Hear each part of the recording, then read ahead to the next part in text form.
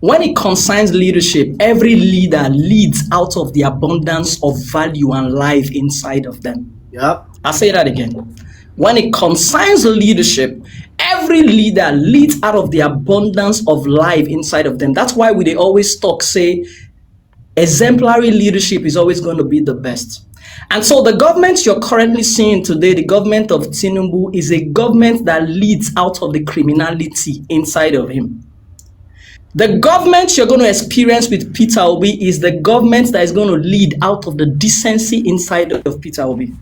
The criminality of nepotism, the criminality of divide and conquer. So old man, when they learn how to use left hand for old age, whatever thing you were experiencing from Tinubu today at the federal level was something he already did in Lagos. And I share this Lagos experience. Anybody who live for Lagos, who grew up for Lagos, go fit connect with her. One of the first experience you need to understand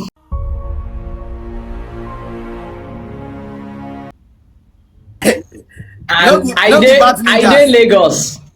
So I want me you record me, and I've been saying a few of these things on my podcast. This time I've always said that. Give me not go reach. When I am done, cover the times. Yeah. When I am done, it will be very, very clear every time I say these things, because it's my popular demand. Every time I am done saying it, people, they always cry for live stream. I did it just a few days ago, and then it was just recently I now realized that the reason why they cry now because they didn't get the same experience. So let me share with you guys, and this is me telling my Lagos lived experience. Now, one of the first thing everybody must understand is that when it concerns leadership, every leader leads out of the abundance of value and life inside of them. Yep. I'll say that again. When it concerns leadership, every leader leads out of the abundance of life inside of them. That's why they always talk, say, exemplary leadership is always going to be the best. And so the government you're currently seeing today, the government of Tinubu, is a government that leads out of the criminality inside of him. The government you're going to experience with Peter Obi is the government that is going to lead out of the decency inside of Peter Obi. The criminality of nepotism, the criminality of divide and conquer. So old man, when they learn how to use left hand for old age, whatever thing you were experiencing from Tinubu today at the federal level was something he already did in Lagos. And I share this Lagos experience. Anybody who live for Lagos, who grew up for Lagos, go fit connect with her. One of the first experience you need to understand is that some guy came back from Chicago after dealing with white vitamin C powder, got into Lagos. And then as at that time, do not forget, every time the South needs a political direction, we look up to the West. Awolowo #1. And so this guy got a platform of the Afenifere who founded AED. In that particular election, of course, haven't done a senator bid. It was between him and Funshaw Williams.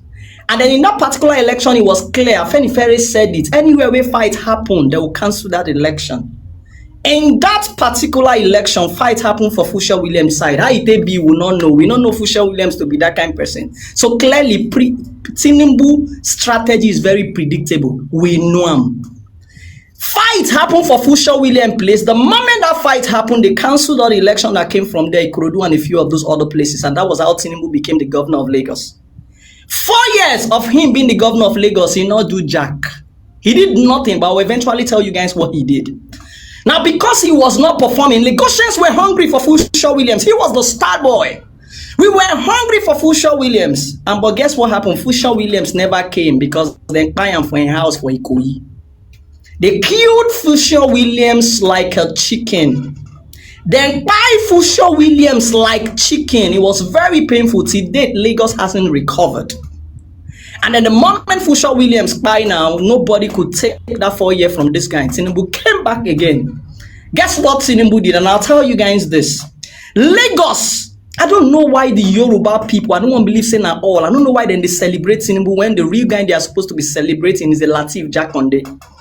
Lateef Jakonde was the man, the cosmopolitan nature of Lagos. Tinubu destroy him. cosmopolitan nature of Lagos. Do you know what cosmopolitan means? It means that Lagos accepted all. It was Lateef Jakonde who came out with that language about how Lagos is no man's land. He was not saying it's the land of the Igbos. He was not saying we don't recognize our host. Lateef Jakonde simply said it was a place that gives you inclusivity, receives everybody so that you can thrive. Lagos was the New York of Nigeria.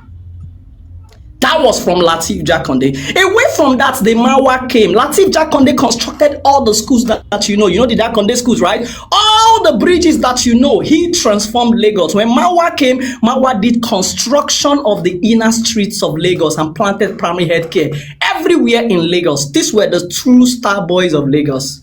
But guess what happened? In that time in Lagos, nobody was interested about politics. Nobody was interested about whether concern us to our local government chairman. We really did not care. It was that political naivety from the real owners of Lagos and all of that. Now this guy in see when to take advantage enter. Nobody, right? So you can become anything in Lagos without necessarily knowing any politician or being involved with politics. And that's why when Peter Obi tells you that the moment he gets into that seat, he's going to make politics less attractive, because any nation where politicians or politics is the biggest enterprise, that nation is gone. Guess what happened? That cosmopolitan nature of Lagos, Tinubu destroyed it. You know how? He destroyed it with a divide and conquer. Who remember? I say them bomb man, then keep man for insider Jegule. It was in that 1999. So one of the first things that Tinubu did was that he factionized every point of Lagos. He made sure that there was ethnic troubles, tribal division. Who remember said and buy people for Idiaraba, loot Idiaraba. It became a Yoruba versus Hausa fight. Who remember when at the year Sheyi they talk? We all grew up in a relay, so you know people can lie in the name of politics. Who remember the Yoruba versus Ilaje fight? The riverines of Lagos. You can ask yourself. So Tinubu did not just cause division among Igbos and Yorubas or any other tribes. He even caused division among Yorubas, because waiting be Yoruba, waiting be Ilaje. Do you know that division was also extended? Who remember the Yoruba and Ijaw fight? Everything happened in the 1999. If I dey lie, Mona tell me say I dey lie for you. My 12, plenty fight happened there. That was what this guy in this divided. So if you're seeing Nigeria completely divided by ethnic and religion today, now that man handy day. The Lagos we grew up from was a Lagos where Lateef was my best friend as an Igbo boy, where every Igbo child had a good name or had a name. It was a Lagos where every Igbo family go to encourage you, say, be a friend with a Yoruba boy and Yoruba girl. It was a Lagos where the Omoburukus were not the Yorubas. So Tinubu destroyed the handwork culture of Lagos. I'm coming. The handwork culture of the Yoruba people, he destroyed it. The Lagos we grew up from was a Lagos where we knew no tribe, right? As at that time, if the pursue us come up for us, we'll go sleep inside mosque. We were going to Ile Kewu. We go to the mosque, Ile Kewu. That was where we were. We were doing everything. There was no tribe, no name, nothing. Now listen to this. One of the first things that this man did was to make sure that he institutionalized thuggery. And he always asked them, made them come out here, come challenge me. Which thug in the whole of Lagos really be Yoruba person at that time? This MC Oluoma one at the CISO. He was not the one ruling Oshodi. The guy who ruling Oshodi, his name was Bomboy. Bomboy was an Nneni boy from Anambra. There were other guys in Amukoko, call them Pichi. They were all Igbos, South. So the only people you could consider the thugs or the Omoburukus of Lagos were not the Yorubas. The Yorubas were busy and hungry to go to school. That's why they got into UK when many no go. That's why they got many bank license when many no go. But when Tinubu came, he institutionalized thuggery. And then the moment he institutionalized thuggery, he destroyed the handwork cultures of the Yorubas. You know what the handwork cultures is? There was a three-wave that took over all Yoruba young person. One of the first wave was the deeper life wave. We call it the Ayobo. Ayobo wave was the wave where you go to deeper life. When we go deeper life, we'll... Kai. No, don't do this to me, network, please. Oh, network, I beg, go. No. This is...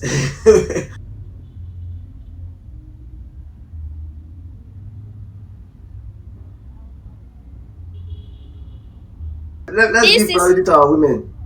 This is the church. Continue, please.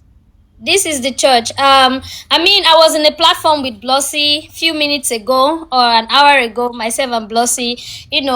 One thing I want to tell good Nigerians, you've heard the message. This is the sermon.